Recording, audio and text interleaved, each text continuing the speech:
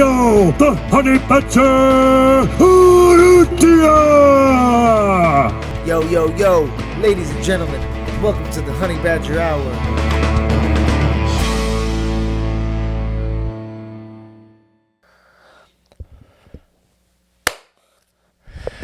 Yo, ladies and gentlemen, welcome to another episode of the Honey Badger Hour podcast.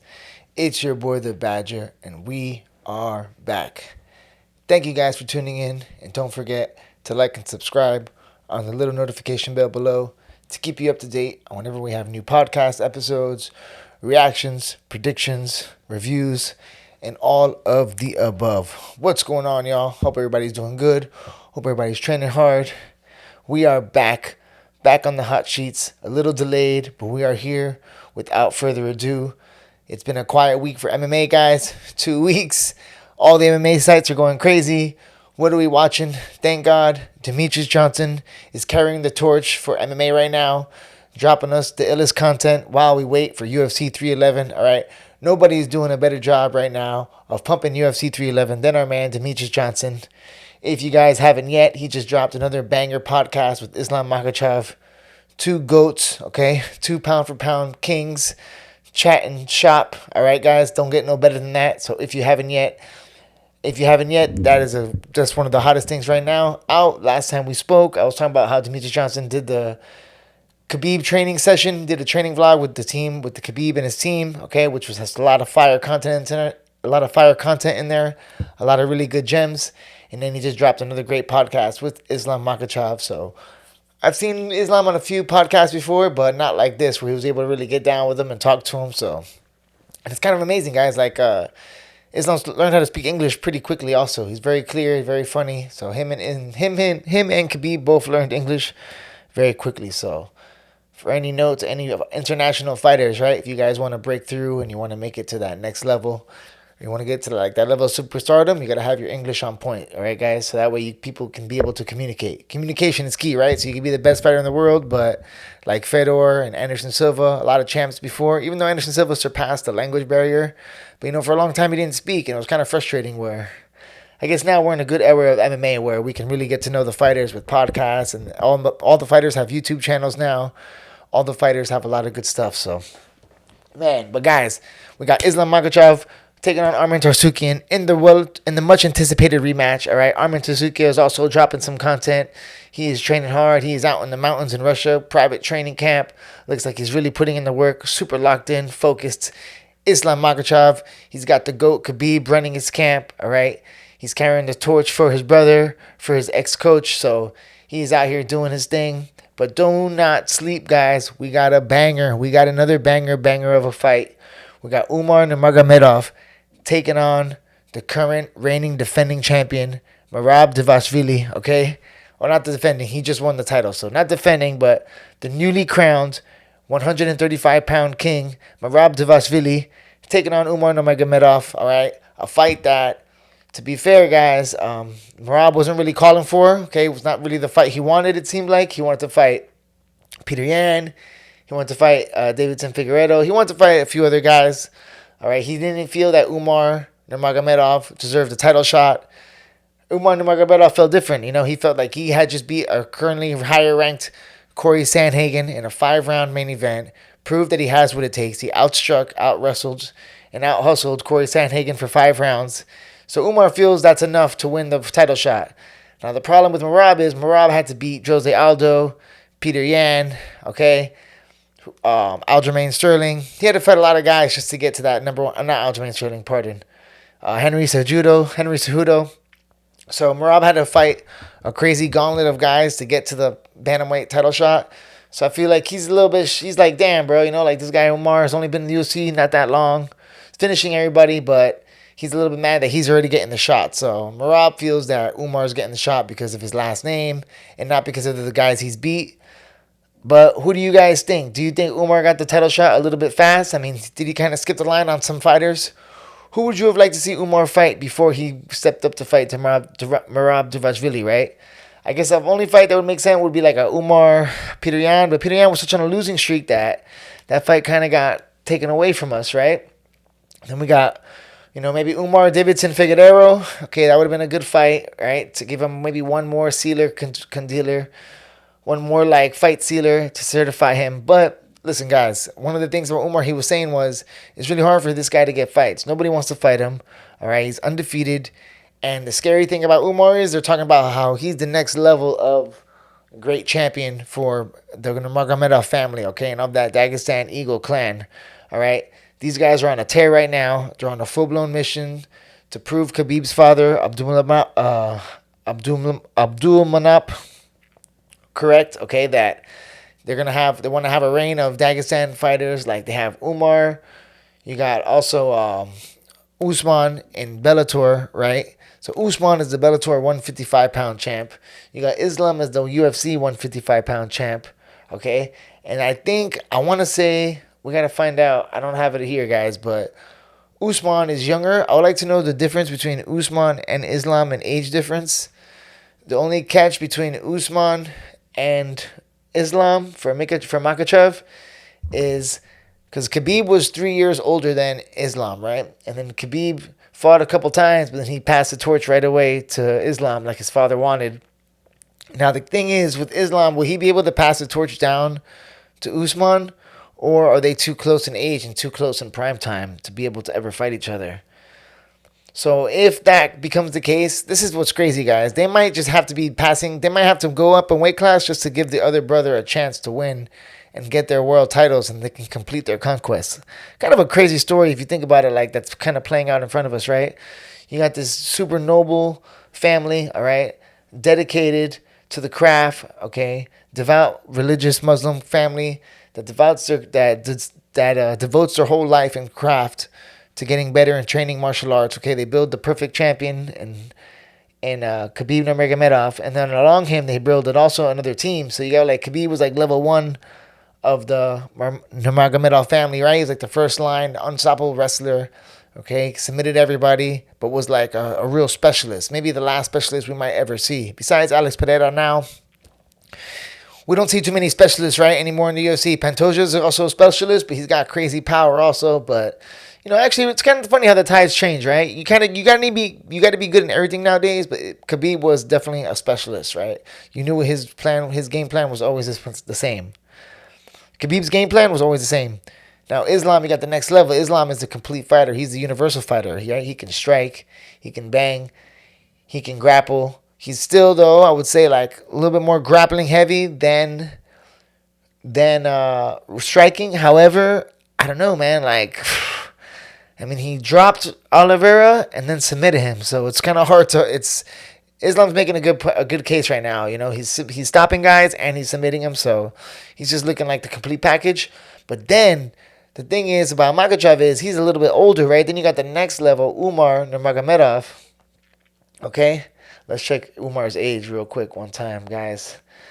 Umar, 18-0, and this is the catch of Umar. He's under 30 years old, so he's the first. He might be the first of the family that gets in under 30 years old to become a champion. All right, so he's 29 years old, 18-0, so a little bit less fights, but a lot younger, right? They're saying, is the complete pack. Now, this guy strikes and grapples almost exactly the same excellence. So, I mean, when you're talking about Umar Nurmagomedov, I mean, this guy can strike. His high kick, his switch kick is crazy. It's like a jab. He can throw his left high kick, switch it like nothing. He doesn't need to switch. He can just flah. The dexterity, spinning back kicks, spinning wheel kicks. Okay, and he has finishing capabilities. He's got knockout power, and he can also submit you. So when you want to talk about the universal fighter, they say that Umar is the next level above Islam. So, guys, this fight, Umar Nurmagomedov versus Merab Dvalishvilli, this could have been a main event in itself, right? If Sean O'Malley got through Merab, this would have been the main event without an undercard, right? Without a co-main, this would have been the main event minus a co-main event. So, it kind of sucks for Merab because he's not going to get pay-per-view points, but I don't think if Merab's headlining a pay-per-view, he's going to get many pay-per-view points anyways. So maybe he's better off. I'm not sure how that works, right? He might be better off just with his base salary from the UFC. So, but Umar versus Merab, this can be a headliner in my opinion. And when it comes to skill for skill, this is as good as it gets of a fight, guys. The question is, we've seen Merab get hit a little bit, right? He got stunned by Marias, okay? So he's been in some trouble before, but he's got this crazy outstanding heart. Oh, he also got clipped by Cejudo. So, but he's shown his outstanding heart and his outstanding grit and his outstanding pace and his outstanding cardio. Now listen, guys, the thing with Merab that you cannot sleep on, and here's how I can see Merab winning, guys, and call me crazy. I can see Merab taking a shellacking from Umar, maybe getting dropped with a head kick, falling on his ass, getting back up, shooting a double leg, and then, Umar goes for a guillotine or something, right? Takes his back, and now Merab is rocked, defending the attack from Umar. The only thing that could harm Umar in this fight, not the only thing that could harm Umar, but I think the one thing that could help Merab is Umar's level of being so high. So Umar might hurt him so early in the fight that it might work as a detriment, because Merab's the guy that you really got to take your time with and go slow. And you really got to make that decision. Like, man, he's been so close to the edge so many times that if you put the pressure on Merab and you try to knock him out, like, you really got to be careful and see if, if you put the pressure on Merab, you got to be like, I don't even know if you want to go for the finish with this guy, because he just has this Terminator will. He's like this real zombie at the 135-pound division, and he does not get tired. No matter what happens to him, he gets better and better and better as the fight goes on. So I could see Umar, picking him apart, being smart, being patient, but I could also see him clipping Merab really early in the fight, hurting Merab, and then Merab coming back in rounds 3 and 4 and putting on a pace on him, and putting on this crazy pace that nobody's ever seen before, just like a possessed pace. Because let me tell you something, man. Merab is the guy that he gets really upset and he gets really emotional. Like, you've seen him messing around like with Sean O'Malley, and he gets mad at the fans and stuff like this. But this is one guy that, as emotional as he gets, he doesn't go crazy, and he always keeps his cool and he keeps his composure in the fight.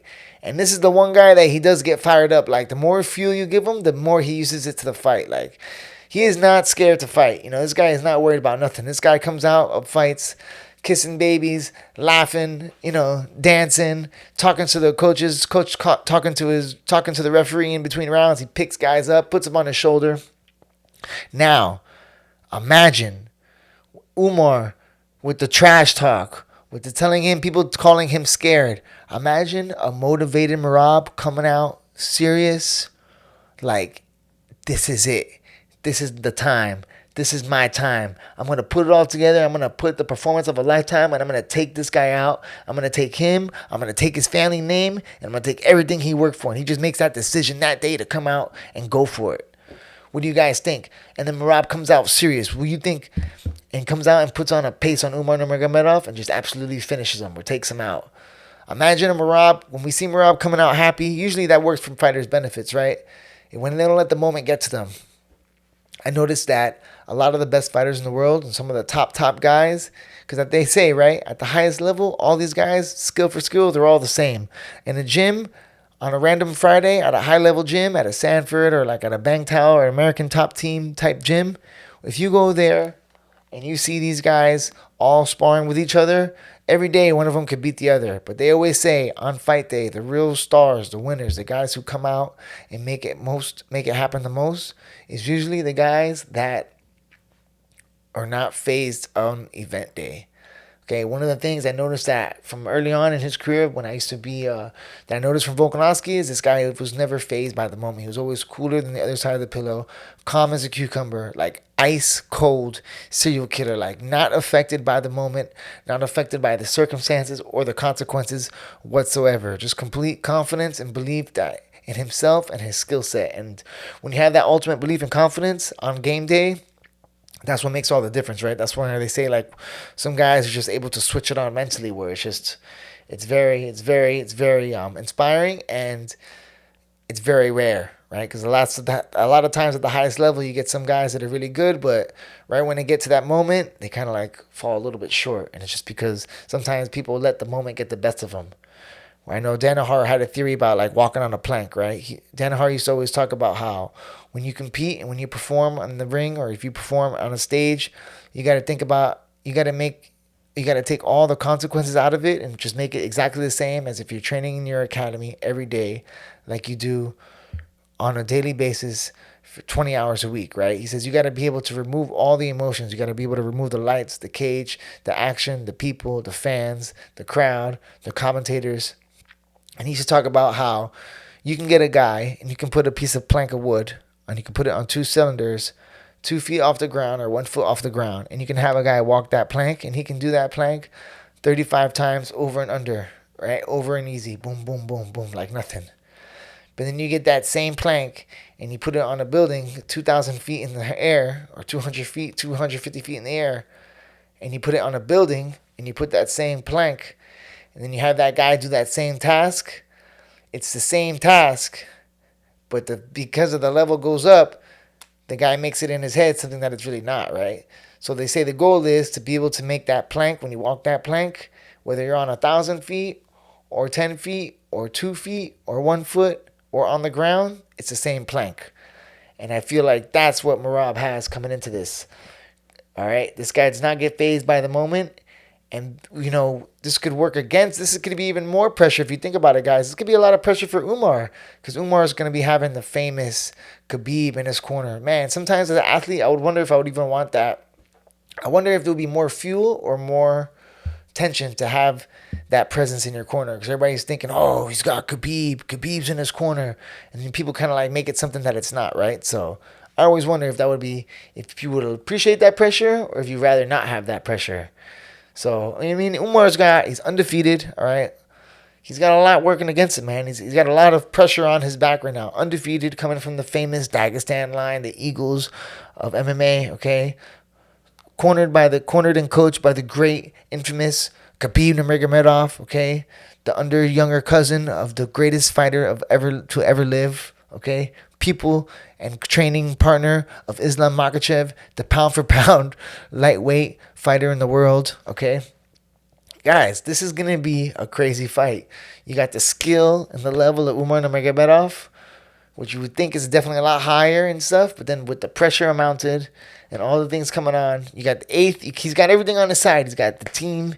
He's got the youth. He's got the ability. But he's also got that crazy pressure. So it's like Merab's a champion right now, but Umar is coming into this fight with maybe more pressure and more intensity than Merab. He's coming in with more hype behind him than Merab, unfortunately, which is a crazy situation that we're in right now. So, man, guys, a banger you do not want to sleep on. Umar Nurmagomedov versus Merab Dvalishvilli. Who do you think below? Comment below. Who do you think got this one? Does Umar Nurmagomedov take the bantamweight title and we have a new champion? There's a new king in town. Or does Merab defend his title and go on to rematch Sugar Sean O'Malley and all that craziness happens again? What do you guys think? I don't know. We got another banger in the books. Stay tuned, guys. Let me know what you think. All right? Comment below. It's good to be back. Have a great day, guys. Hope everybody's having a great week so far. And always remember, train hard, always do your best, and let God do the rest. We are out.